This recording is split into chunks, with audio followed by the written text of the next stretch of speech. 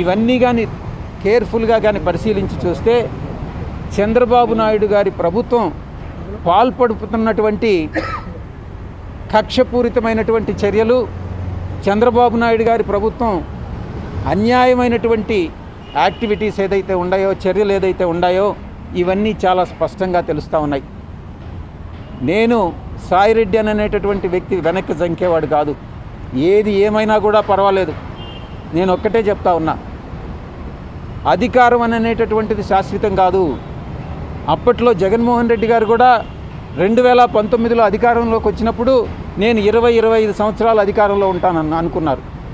ఇప్పుడు చంద్రబాబు నాయుడు, లోకేష్ బాబు కూడా ఈరోజు మేము అధికారంలో 20 సంవత్సరాలు ఉంటాం అనుకుంటా ఉన్నారు. కానీ అధికారం అనేటటువంటిది ఎవరిని అట్టిపెట్టుకొని ఉండదు. ప్రజాభిమానం చూరగొన్నటువంటి వాళ్ళే అధికారంలో ఉంటారు. నేను ఇంకా కూడా చెప్తా ఉన్నాను, ఈ కోటరీ ఇలాగే కొనసాగితే జగన్మోహన్ రెడ్డి గారు అధికారంలోకి వచ్చే ప్రసక్తి లేదు.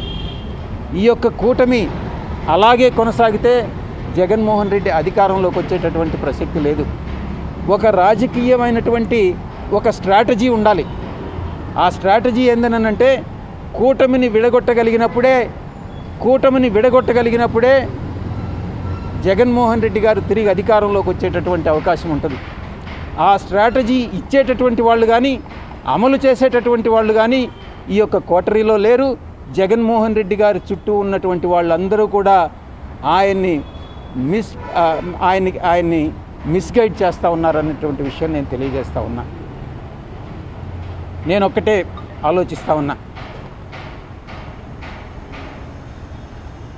మీరు కూడా కోటరీలో భాగస్వాములే కదా అని మీడియా మిత్రులు కూడా చాలాసార్లు ప్రశ్నించారు.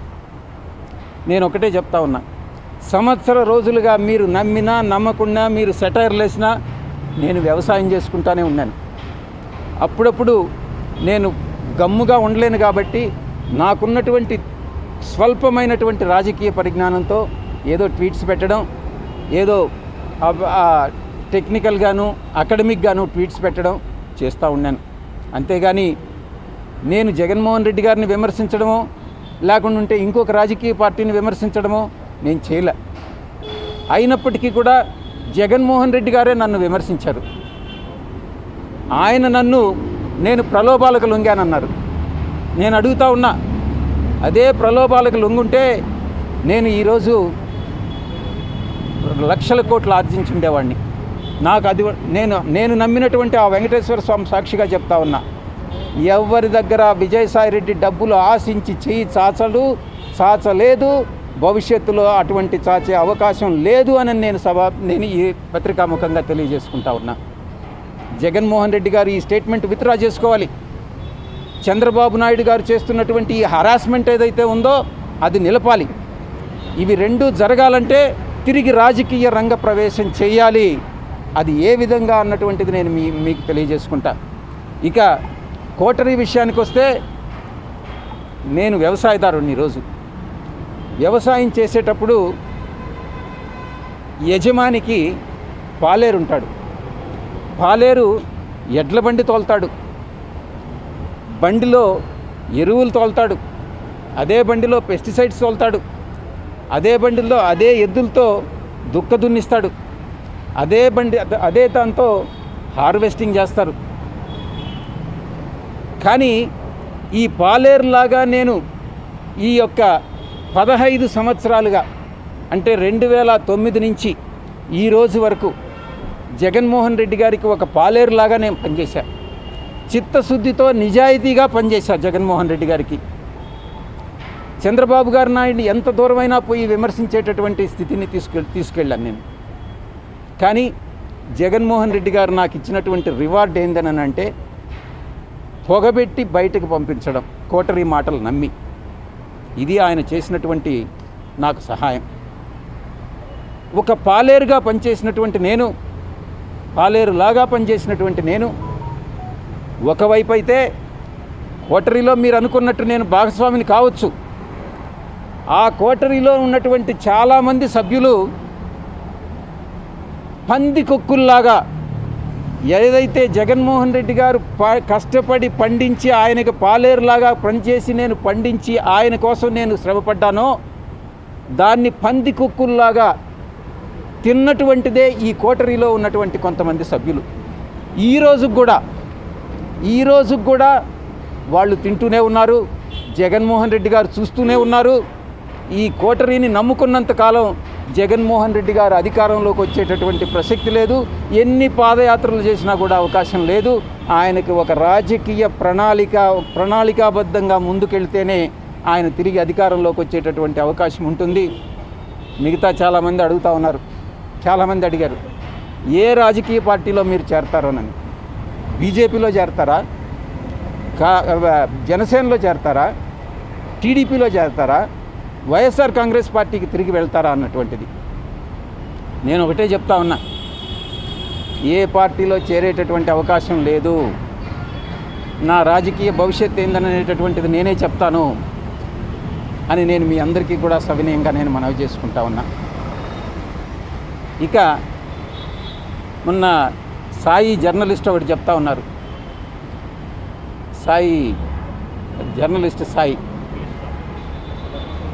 నేనేదో సపరేట్ పార్టీ పెట్టి దానికి చంద్రబాబు మద్దతు తీసుకొని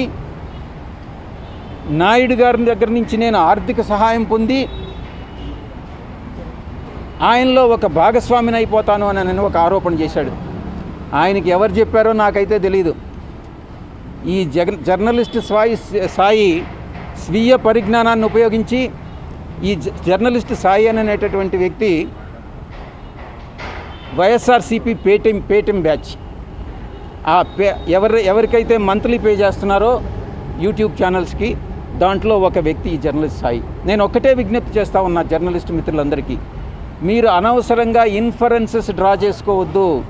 ఏదైనా ఉంటే నన్ను అడిగితే నేను నేరుగా చెప్తాను. చాలామంది మీడియా మిత్రులందరికీ నా ఫోన్ నెంబర్ వాళ్ళ దగ్గర ఉంది, నేను తప్పకుండా చెప్తాను అన్నటువంటి విషయాన్ని నేను మీ అందరికీ కూడా నేను తెలియజేసుకుంటా ఉన్నా. లాస్ట్గా ఇంకొక క్వశ్చన్ కూడా అడగడం జరిగింది. మీరు 100 కోట్ల రూపాయలు రాజ్ కసిరెడ్డికి మిథున్ రెడ్డి సలహా మేరకు అరబిందో నుంచి మీరు అరేంజ్ చేశారా అని. అవును, మిథున్ రెడ్డి అడగడం జరిగింది. ఆయన కోరిక మేరకు నేను రికమెండ్ చేసినటువంటి మాట వాస్తవమే. కానీ ఇంకొక ప్రశ్న కూడా, ఇది జగన్మోహన్ రెడ్డి గారికి తెలిసి జరిగిందా, జగన్మోహన్ రెడ్డి గారు మీకు చెప్పారా 100 కోట్లు అరేంజ్ చేయమని నేను ప్రశ్నించినప్పుడు జగన్మోహన్ రెడ్డి గారు నాకు చెప్పలేదు, శరత్ చంద్రారెడ్డికి చెప్పలేదు 100 కోట్లు అరేంజ్ చేయమనని.